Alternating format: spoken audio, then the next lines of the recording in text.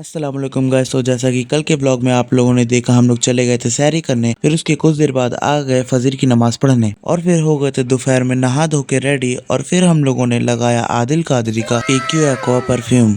फिर कुछ देर बाद आ गए थे हम लोग जोहर की नमाज पढ़ने। फिर नमाज पढ़ के आ गए थे दोस्त के घर और फिर से हमें मिल गए। मेरा बाप बदमाश था, मैं बदमाश ही हूँ। और फिर उसके बाद हम लोगों ने देखा माशाल्लाह माशाल्लाह, चेहरा है माशाल्लाह।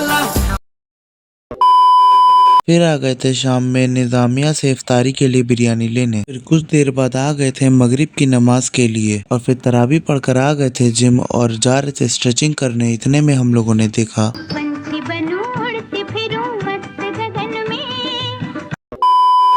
और फिर हमने की ये वाली एक्सरसाइज।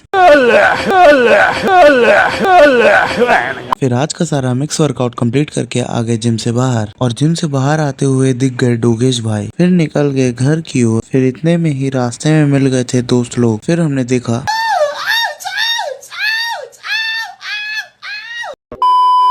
फिर थोड़ी देर दोस्तों से बातचीत करने के बाद निकल गए घर की ओर। और इसी के साथ आज का व्लॉग भी समाप्त होता है।